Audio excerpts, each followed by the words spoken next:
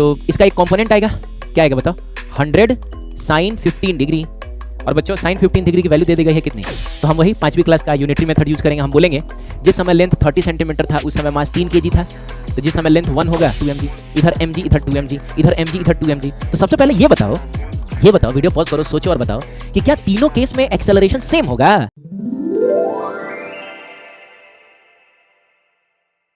हाय बच्चों, कैसे हैं आप? Welcome to rescue course by physics.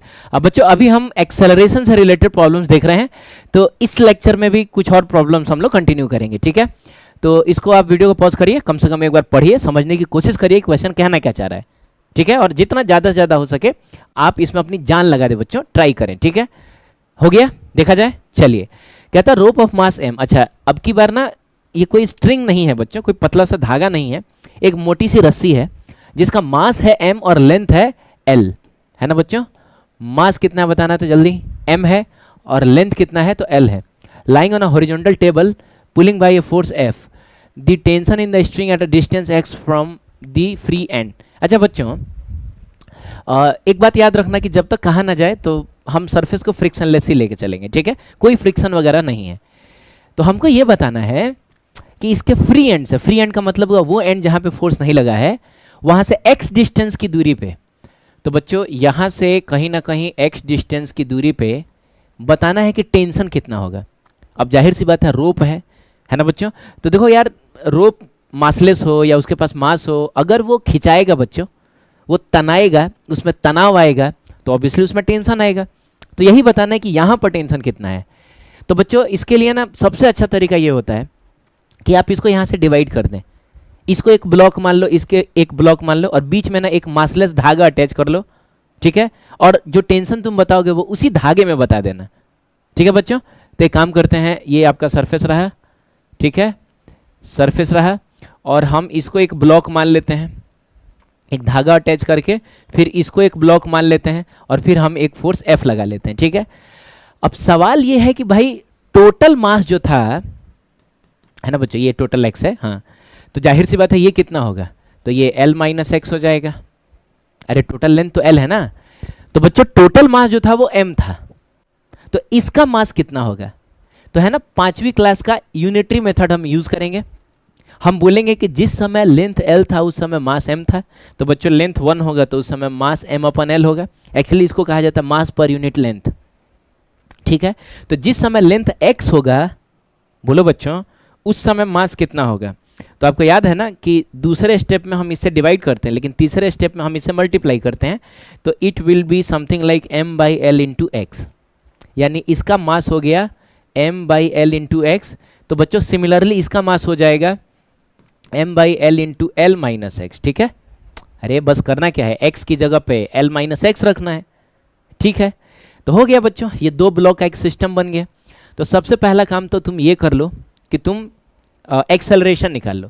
तो बच्चों एक्सेलरेशन जो है वो तो हम यहाँ से भी निकाल सकते हैं। इसका एक्सेलरेशन a जो आएगा वो आएगा जस्ट f अपॉन m, ठीक है। हम पूरे को एक सिस्टम मान के चल रहे हैं। अरे डिवाइड भी कर दिया, लेकिन फिर भी दोनों जो है वो सेम ही एक्सेलरेशन से मूव करेगा ना, ये भी a से जाएगा, ये भी a से जाएगा। अरे बोलना यार बच्चों, ठीक है। तो एक्सेलरेशन निकाल लिया आपने।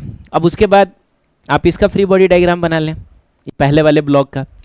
तो क्या होगा बताओ, इधर की तरफ कुछ टेंशन आएगा, है ना, और इधर तो कोई फोर्स है नहीं, तो ड्राइविंग फोर्स जो होगा तो वो बस टेंशन होगा, और अपोजिंग फोर्स तो कुछ है ही नहीं। अच्छा बच्चों ये वाला फोर्स लिखने की जरूरत नहीं है, क्योंकि हम जो सिचुएशन को हैंडल कर रहे हैं वो हॉरिजॉन्टल डायरेक्शन के लिए कर रहे हैं, ठीक है।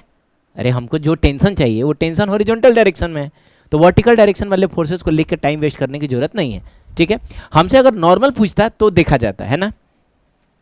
तो इस डायरेक्शन में तो कोई फोर्स है नहीं, तो अपोजिंग फोर्स कुछ नहीं होगा, is equal to mass into acceleration. तो मास की जगह पे m by L into X लिखेंगे। और बच्चों एक्सेलरेशन कितना है, तो एक्सेलरेशन हो जाएगा f अपॉन m हो जाएगा, ठीक है। और m से m कैंसिल हो जाएगा, और आपका आंसर आपको मिल जाएगा कितना बता, तो f by L into x. Is it clear, f by L into कितना x, ठीक है, हो जाएगा। चलिए फिर आगे बढ़ते हैं।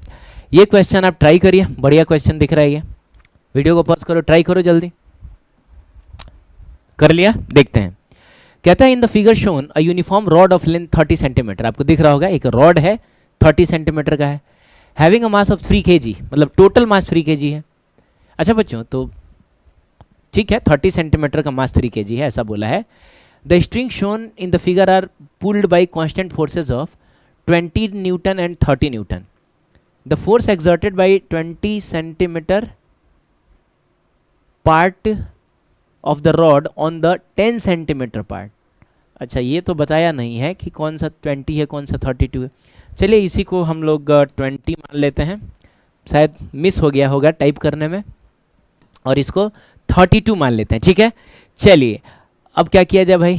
तो ऐसे सिचुएशन में मैंने आपसे क्या बोला है कि जहाँ पर आपको टेंशन पता करना है, अरे एक्चुअली क्वेश्चन बोल रहा है कि ये वाला पार्ट इस वाले पार्ट पे कितना फोर्स लगाएगा, तो वो फोर्स जो होगा वो यहाँ पर टेंशन के जरिए ही लग रहा होगा ना। अरे रॉड को आप खींच रहे हैं तो रॉड में तनाव आ गया, बोलो बच्चों। तो ये इस पार्ट को खींच रहा है और ये इस पार्ट को खींच रहा है टेंशन लगा के।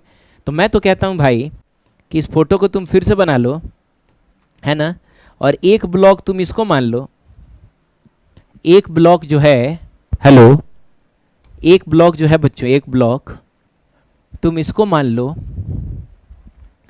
एक ब्लॉक तुम इसको मान लो, और बीच में एक धागा लगा के फिर एक ब्लॉक तुम इसको मान लो। क्या बोलते हो, ऐसा कर लो, और इधर हो जाएगा कितना, तो 20 न्यूटन, और इधर हो जाएगा कितना बच्चों, तो 32 न्यूटन। सही है। अच्छा, इसकी का मास जो है वो आपका 10 सेंटीमीटर है और इसका मास जो है वो 20 सेंटीमीटर है। तो पता करें भाई कि इसका मास कितना होगा। तो हम वही 5वीं क्लास का यूनिटरी मेथड यूज करेंगे। हम बोलेंगे जिस समय लेंथ 30 सेंटीमीटर था उस समय मास 3 kg था, तो जिस समय लेंथ 1 होगा मतलब 1 सेंटीमीटर होगा उस समय मास 3 डिवाइडेड बाई 30 kg होगा, और जिस समय मास 10 सेंटीमीटर होगा उस समय हो जाएगा 3 डिवाइडेड बाई 30 इंटू कितना 10 kg, और मिला जुला के बच्चों ये कितना आ जाएगा, अरे ये तो 1 kg आ गया। अच्छा, एक और बात है, इतना तामझाम करने की जरूरत थी भी नहीं। 30 सेंटीमीटर का मास 3 kg है बोलना बच्चों, तो 10 सेंटीमीटर का 1 kg होगा। अरे 10 सेंटीमीटर का 1 kg होगा, 20 सेंटीमीटर का 2 kg होगा, तब ना 30 सेंटीमीटर का 3 kg होगा। तो हम ऐसे भी कर सकते थे। तो एक बात तो हमको समझ में आ गया। क्या समझ में आ गया रे बच्चों, ये समझ में आ गया। एक्सक्यूज मी बच्चों, एक बात देखो, हमको ये समझ में आ गया कि इसका जो मास होगा वो 1 kg होगा, तो जाहिर सी बात है इसका मास जो होगा वो, सॉरी टोटल 3 kg था ना, तो इसका मास कितना होगा, तो 2 kg हो जाएगा। अब ये बहुत सिंपल सा क्वेश्चन बन चुका है ना। तो ऐसे क्वेश्चन में बस एक ही चैलेंज होता है कि हमने जहाँ से बंटवारा किया है उन हिस्सों का मास कितना है। तो आराम से आप ये यूनिटरी मेथड यूज करके सॉल्व कर सकते हैं। ठीक है, अब कैसे सॉल्व करें बच्चों, तो मैं तो कहता हूँ पहले एक्सेलरेशन निकालो। तो एक्सेलरेशन मुंह जबानी निकालो यार। तुम एक बात बताओ, ये ड्राइविंग फोर्स कितना है, 32 न्यूटन, अपोजिंग फोर्स कितना है, 20 न्यूटन। तो driving force minus opposing force कितना होगा, तो 12 न्यूटन आ जाएगा, और डिवाइडेड बाय बेचारे का मास कितना था, तो मास था 3 kg, तो मिला जुला के एक्सेलरेशन आ गया 4 मीटर पर सेकंड स्क्वायर। इसका मतलब हुआ कि ये वाला ब्लॉक भी मूव करेगा 4 मीटर पर सेकंड स्क्वायर से, और ये वाला भी ब्लॉक मूव करेगा 4 मीटर पर सेकंड स्क्वायर से। ठीक है, अब ना एक काम करिए, आप दोनों में से किसी एक का फ्री बॉडी डायग्राम बना लीजिए। तो एक काम करता हम इसी का बना लेते हैं। तो इधर की तरफ तो खैर 20 न्यूटन लग रहा है, इधर की तरफ टेंशन लग रहा है, और यही टेंशन हमको निकालना है। दोनों का फ्री बॉडी डायग्राम बनाने की जरूरत नहीं है बच्चों। तो क्या इक्वेशन लिखेंगे हम, तो हम लिखेंगे for 1 kg block, for 1 kg block जो हम इक्वेशन लिखेंगे वो होगा ड्राइविंग फोर्स। तो बच्चों ये जा किधर रहा है, अरे इधर जा रहा है ना बच्चों, अरे 32 न्यूटन का फोर्स ही ड्राइविंग फोर्स है, तो वही तो ले जा रहा है। तो ये इधर की तरफ जा रहा है, इसका मतलब ये हुआ कि ड्राइविंग फोर्स हो जाएगा tension minus opposing force 20 newton is equal to mass बेचारे का 1 है और एक्सेलरेशन कितना है 4 है। ठीक है, तो यहाँ से आप इसको इधर लेके चले जाएं तो टेंशन इज इक्वल टू हो जाएगा 20 + 4, इट मीन्स 24 न्यूटन का टेंशन यहाँ पर आएगा। Is it clear? ठीक है बच्चों, आगे बढ़ते हैं। ये एक जेई का पूछा हुआ क्वेश्चन है। ठीक है, किसका पूछा क्वेश्चन, अब ईयर तो मुझको याद नहीं है, लेकिन जेई ने पूछा है। तो बोलता है कि तीनों सिस्टम का एक्सेलरेशन बताओ। तो एक चीज़, वीडियो को इससे पहले कि तुम पॉज करो, मैं ही थोड़ा सा आपको कुछ इसमें हिंट क्या मतलब थोड़ा सा मैं इसको इनिशियलाइज कर देता हूँ, उसके बाद आप सोचना बच्चों। तो जाहिर सी बात है इस पर नीचे क्या लगेगा mg, इस पर नीचे क्या लगेगा 2mg, सही है। इस पर नीचे क्या लगेगा mg। अच्छा एक बात है, ये जो mg पहले से ड्रॉ है वो इसका वेट नहीं है, ये फोर्स हमने अलग से लगाया है। बोलना यार बच्चों, मतलब लटकाने के बाद हम फिर mg का फोर्स लगा के नीचे इसको खींच रहे हैं, तो इसका वेट तो आपको लगाना पड़ेगा mg। ठीक, चलिए इधर देखिए, इधर क्या होगा mg और हम इधर खींच रहे हैं 2mg से, मतलब इस धागे में जो टेंशन आएगा ना बच्चों वो 2mg आ जाएगा। अरे क्या बोलते हो यार, 2mg से खींच रहे हो मतलब पूरे धागे में टेंशन 2mg है। तो अगर ध्यान से देखो तो बच्चों, तो इधर भी mg, इधर 2mg, इधर mg, इधर 2mg, इधर mg, इधर 2mg। तो सबसे पहले ये बताओ, वीडियो पॉज करो, सोचो और बताओ कि क्या तीनों केस में एक्सेलरेशन सेम होगा। देखो ना, 2mg mg 2mg mg 2mg mg, तीनों में एक्सेलरेशन सेम होगा कि डिफरेंट होगा। सोचिए और वीडियो पॉज करके सोच लीजिए आराम से और कमेंट करके बताइए। सोच लिया आपने? तो क्या सोचा आपने, सेम होगा कि डिफरेंट होगा? तो एक काम करते बच्चों, हम ना देख लेते हैं, वो ज़्यादा दिमाग लगाने से बेहतर है कि हम एक्सेलरेशन निकाल के देख ही लेते हैं। अच्छा इतना तो कंफर्म है बच्चों कि ये नीचे जाएगा और ये ऊपर जाएगा, इसको ना आप a1 और a1 कह दीजिए। ये नीचे जाएगा तो इसको a2 और a2 कह दीजिए, और इसको आप a3 कह दीजिए। अब इधर तो कोई ब्लॉक है नहीं। अब देखो क्या है, अभी हम टेंशन वेंशन ड्रॉ नहीं करने जा रहे हैं, हम डायरेक्ट एक बार में एक्सेलरेशन लिखने जा रहे हैं। कैसे लिखेंगे? तो driving force which is 2mg minus opposing force which is mg और divided by total mass of the system which is 3m। अब यार ये m और m कॉमन होकर इस m को कैंसिल कर देगा, और यहाँ से आपको क्या मिलेगा बताओ बच्चों? तो 2g माइनस g, तो g हो जाएगा, ये g/3 आ रहा है, g/3 आ रहा है। ठीक है, यहाँ देखिए, अगर आप एक्सेलरेशन निकाल रहे हैं तो इस केस में ड्राइविंग फोर्स ऑब्वियसली 2mg है। वेरी गुड बच्चों, तो 2mg माइनस अपोजिंग फोर्स कितना है? तो इसमें भी mg है, लेकिन total mass of the system अब की बार 2m है।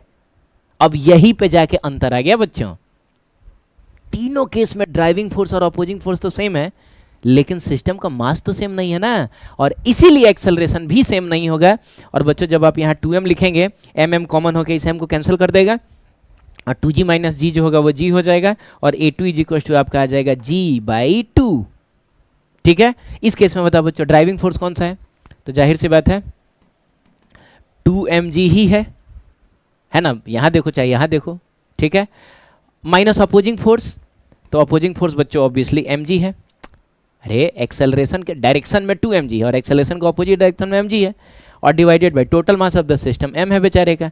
तो 2mg माइनस mg करोगे तो बस mg मिलेगा, और m से m कैंसिल हो जाएगा, और आपका एक्सेलरेशन a3 जो होगा वो g हो जाएगा। इसका मतलब ये हुआ कि तीनों केस में एक्सेलरेशन सेम नहीं है।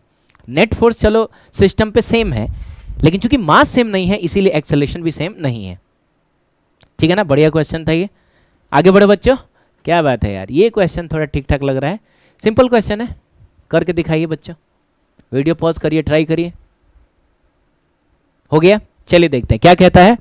A trolley is being pulled bye a man sitting on it. अच्छा, एक आदमी सिटिंग मतलब स्टैंडिंग है लेकिन सिटिंग लिखा हुआ है, तो चलेगा ना यार, बैठे बैठे थक गया होगा बेचारा, तो खड़ा होकर खींच रहा है। He applies a force of 250 newton. अच्छा, धागे से ये जो फोर्स लगा रहा है ये 250 न्यूटन का है। If the combined mass of the man and trolley is 100 kg। अच्छा, इस पूरे का जो मास है बच्चों, इस पूरे का जो मास है वो है 100 kg। Is it clear? The acceleration of the trolley will be कितना? अच्छा, हाँ, तो ये पकड़ के ऐसा खींच रहा है तो आपको बताना ये किस एक्सेलरेशन जाएगा। अरे बच्चों, तो एक बात बताओ यार, इसमें टेंशन अगर टी होगा तो जाहिर सी बात है यहाँ भी टेंशन टी होगा, यहाँ भी टेंशन टी होगा, यहाँ भी टेंशन टी होगा, लेकिन इसमें जो टेंशन होगा, इस वाले धागे में जो टेंशन होगा वो कितना होगा? 2t होगा। अरे बोलना है, इधर अगर टोटल 2t है तो इधर भी 2t होगा, और यहाँ पर भी 2t होगा। बोलो, अरे सबसे लंबे वाले धागे में जो टेंशन सेम होगा, अब इधर 2t तो इधर भी 2t। अब ये धागा जो है इस पुली को इधर खींच रहा है, लेकिन इस काट को काटी है ना बच्चों, क्या है ये? सिटिंग ऑन इट, ट्रॉली है, जो भी ट्रॉली है, ये धागा इस ट्रॉली को इधर खींच रहा होगा। तो अब मैं क्या करता हूं कि इस पूरे को ना एक सिंपल ब्लॉक मान लेता हूं मैं, जिस ब्लॉक का मास कितना है? 100 kg है, और इधर की तरफ जो टोटल टेंशन लग रहा है वो 3T लग रहा है, और टेंशन की वैल्यू क्वेश्चन में दे दी गई है। आदमी जो फोर्स लगाएगा वही टेंशन होगा। बोलना बच्चों, आदमी धागे पर टेंशन फोर्स ही तो लगा रहा होगा। तो हम direct 3 into 250 Newton, it means this will be 750 Newton का टोटल फोर्स इस डायरेक्शन में लग रहा है। नीचे क्या लग रहा है बच्चों, तो 100 लग रहा होगा, सॉरी 100 kg है तो 1000 लग रहा होगा, ठीक है।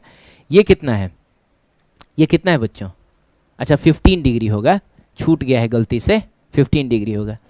तो इसका एक कंपोनेंट आएगा, क्या आएगा बताओ, 100 साइन 15 डिग्री। और बच्चों साइन 15 डिग्री की वैल्यू दे दी गई है कितनी, 0.26। तो यहाँ 0.26 लिख दो, तो बताओ कितना होगा, है ना बच्चों, कितना होगा बताओ। तो 100 इंटू 0.26 और मिला जुला के हो जाएगा ये कितना बताओ ना, 26 न्यूटन बस हो रहा है ये, 26 न्यूटन। बोलो यार, हाँ ठीक है। तो मिला जुला के ये आपका आ जाएगा, कहाँ लिख दूँ मैं, यहाँ लिख देता हूँ 26 न्यूटन। बाकी और कोई तो फोर्स लग नहीं रहा है अलोंग द इंक्लाइन। देखो बच्चों, परपेंडिकुलर टू इंक्लाइन नॉर्मल लग रहा होगा और mg का कंपोनेंट लग रहा होगा, तो वो बस दोनों एक दूसरे को कैंसिल करेगा, है ना, ठीक है।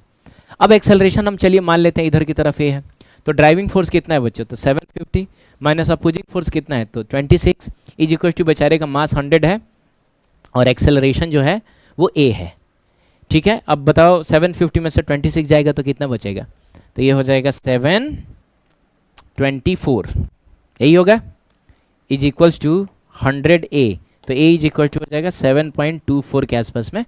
तो जो भी आंसर इसका होगा बच्चों, इसका मतलब हुआ ना हमसे कुछ गड़बड़ हो गया।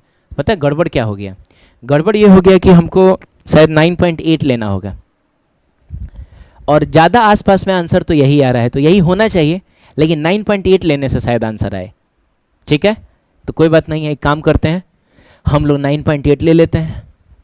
तो 9.8 लोगे तब ये 100, एक मिनट बच्चों, एक मिनट यार, गड़बड़ ये नहीं हुआ है, गड़बड़ ये हुआ है कि ये 1000 है 1000 है बच्चों, 1000 है, तो 1000 है तो 1000 लिखोगे ना, 1000 लिखोगे तो ये कितना हो जाएगा, ये